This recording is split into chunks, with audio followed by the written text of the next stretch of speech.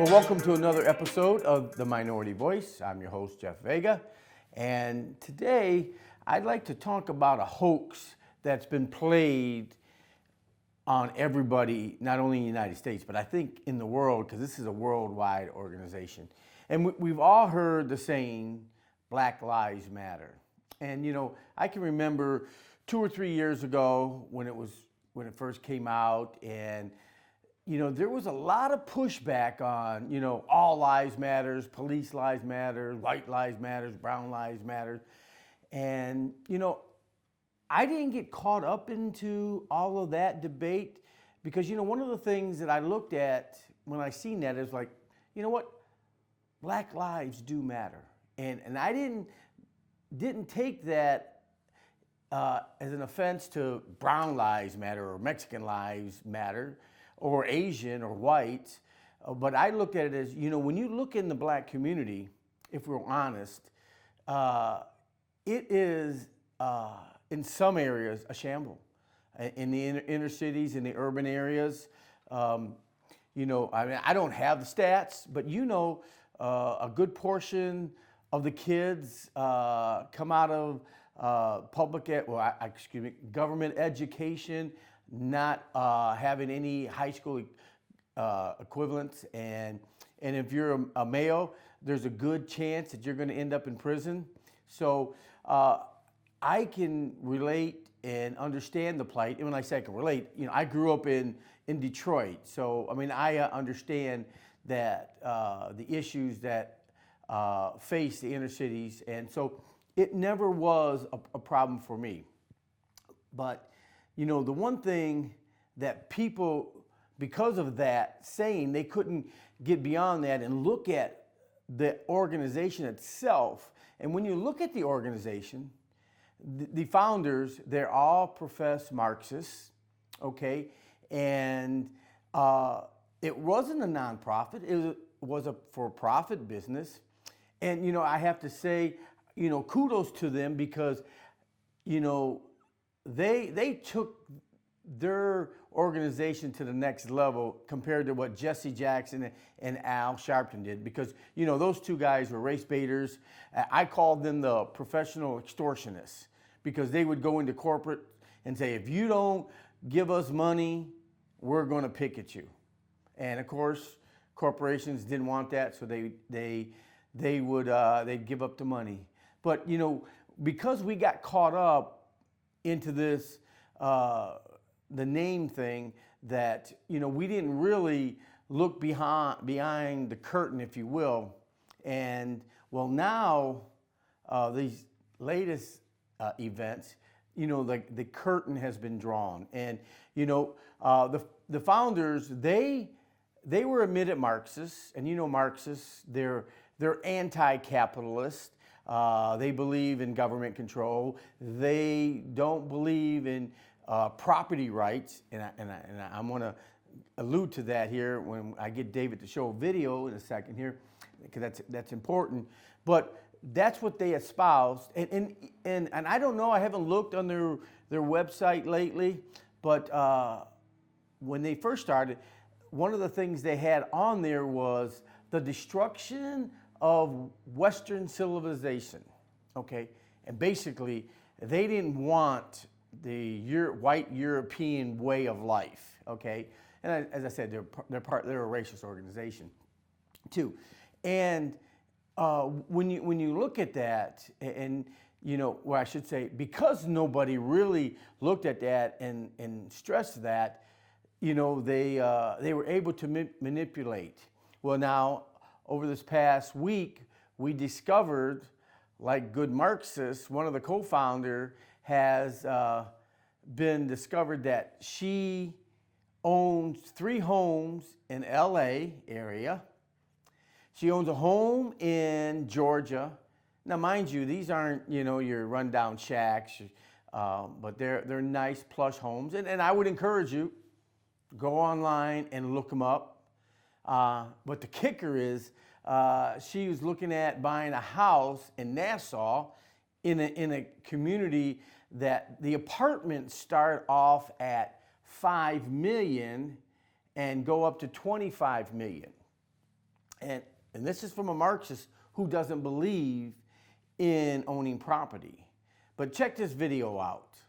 There's also a critique, though, from the left that would say, if you are a trained Marxist, if we're talking about a certain kind of radical politic, that extravagant homes of any sort or multiple properties of any sort is itself contradictory to the ideology that you hold. And so it's not about having money per se, but that it's about, or about property per se, but it's about there being a potential contradiction between your expressed politics and your lived practice.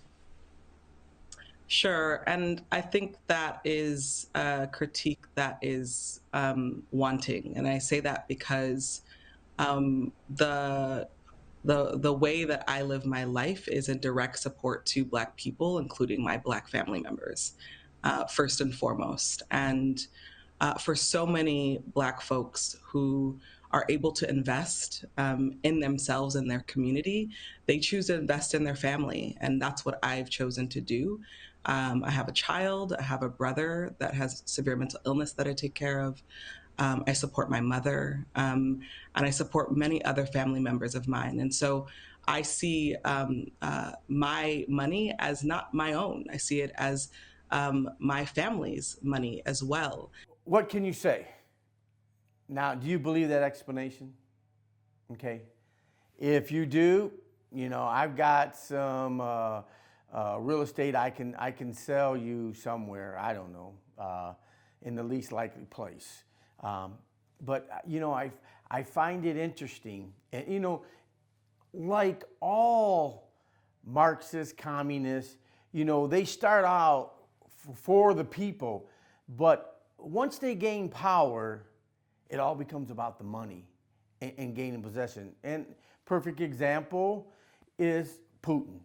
You know, Putin was a KGB agent, and that's kind of like in comparison to a CIA agent in the United States. You know, they earn a good living, but they don't get rich. Well, now Putin is one of the richest men in the world.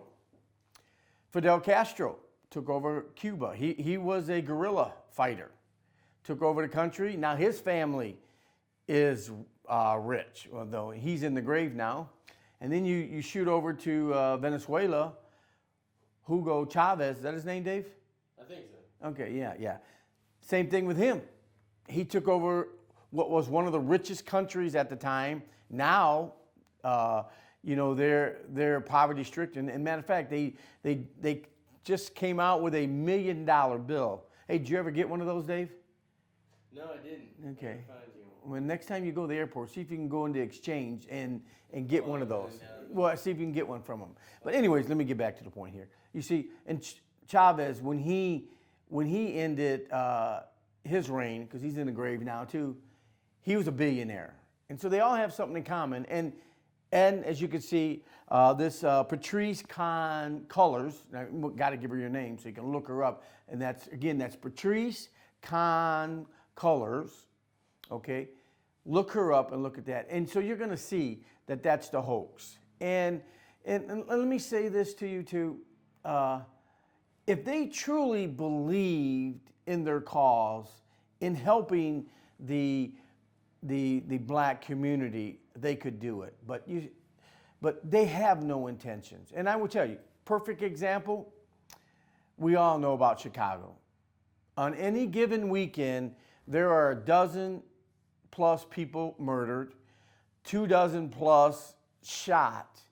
You know, the homicide rate in Chicago is worse than Afghanistan and Iraq. So think about that for a moment. And you cannot tell me if there was a unified effort to really help those individuals in Chicago, because here's the reality. You know who's getting killed? Blacks are getting killed. And they're from the infants all the way to the grandparents, okay? You know, it doesn't matter. So if they wanted to clean it up, they would. But you know what, friends? The reality is, you know, urban areas, poverty-stricken areas, minority areas, they are pawns in this game of chess that those that are in power are playing. And until we take an honest look at the problem and and do a focused effort, it's never going to be cleaned up. It's never going to be resolved, because one of the things that they want to do is keep the black community as victims. And until you realize that you're not a victim and that you can be a victor, they're always going to play on that, and you're always going to play that victim, and you'll never succeed. And it's my hope that maybe this will shed a little bit of light and maybe get people to rethink some of the stuff and move forward. And let me say this, watch this video, you gotta subscribe. It's free, and share this if you will. And until next time, Joshua 24:15.